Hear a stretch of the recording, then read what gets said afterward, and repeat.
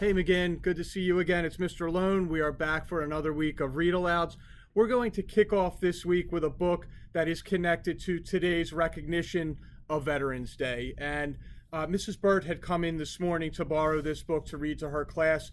And it just makes sense to read on Veterans Day Eve Bunting's The Wall. And I think you'll see why. I know we've been doing a lot of discussion about Veterans Day in classes, and I hope you appreciate this book as we remember those who have given to our country the ultimate sacrifice.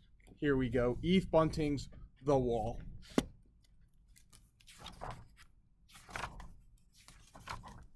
This is the wall, my grandfather's wall. On it are the names of those killed in a war long ago. Where is Grandpa's name? I ask. We have to find it, Dad says. He and I have come a long way for this, and we walk slowly, searching. The wall is black and shiny as a mirror. In it I can see Dad and me. I can see the bare trees behind us and the dark, flying clouds. A man in a wheelchair stares at the names. He doesn't have legs. I'm looking, and he sees me looking and smiles. Hi, son. Hi. His hat is a soft, squashed green, and there are medals on it. His pant legs are folded back, and his shirt is a soldier's shirt. A woman old as my grandma is hugging a man, old as my grandpa would be. They are both crying. Shh, he whispers. Shh. Flowers and other things have been laid against the wall. There are little flags, an old teddy bear, and letters, weighted with stones so they won't blow away. Someone has left a rose with a droopy head. Have you found Grandpa yet? I ask. No, Dad says. There are so many names. They are listed under the years when they were killed. I found 1967. That's when my grandpa died. Dad runs his fingers along the rows of print, and I do too. The letters march side by side, like rows of soldiers. They're nice and even. It's better printing than I can do. The wall is warm. Dad is searching and searching.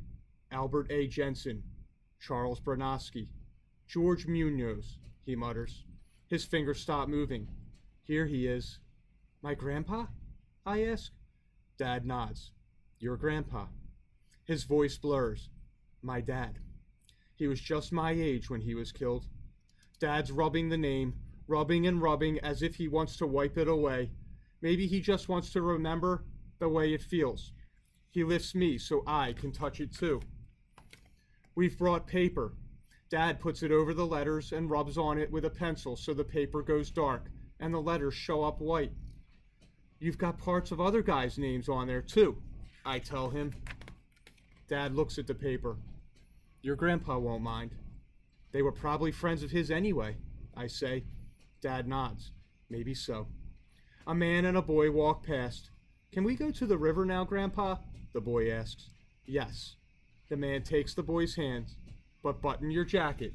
It's cold. My dad stands very still with his head bent. A bunch of big girls in school uniforms come down the path. Their teacher is with them. They are all carrying more of those little flags. Is this wall for the dead soldiers, Miss Gerber? One of them asks in a loud voice. The names are the names of the dead, but the wall is for all of us, the teacher says. They make a lot of noise and ask a lot of questions, and all the time Dad just stands there with his head bowed, and I stand beside him. The girls stick their flags in the dirt in front of the wall and leave. Then it's quiet again. Dad folds the paper that has Grandpa's name on it and puts it in his wallet. He slides out a picture of me, one of the yucky ones they took in school. Mom made me wear a tie. Dad puts the picture on the grass below Grandpa's name. It blows away. I get it and put it back and pile some little stones on top. My face smiles up at me from under the stones. Grandpa won't know who I am, I tell Dad. I think he will, Dad says. I move closer to him. It's sad here. He puts his hand on my shoulder. I know, but it's a place of honor. I'm proud that your grandfather's name is on this wall. I am too. I am. But I'd rather have my grandpa here, taking me to the river, telling me to button my jacket because it's cold. I'd rather have him here. And there's a final note about the wall they visited. The Vietnam Veterans Memorial honors the men and women of the armed forces of the United States who served in the Vietnam War. On it are listed the names of those who gave their lives and those missing in action. The memorial is located in Washington, D.C. On the long black wall are more than 58,000 names. So, boys and girls, I hope on this Veterans Day that you think about the individuals who have given to represent the United States in battle, to serve our country, to give of themselves unselfishly, to provide the freedom that we enjoy here in our nation. And so I think the wall is just a very special story that has a lot of ways to show the respect and the honor that we can give to those, especially on a day like this, Veterans Day. McGinn will be back with more read alouds during the week. You have a good night, and I'll see you soon.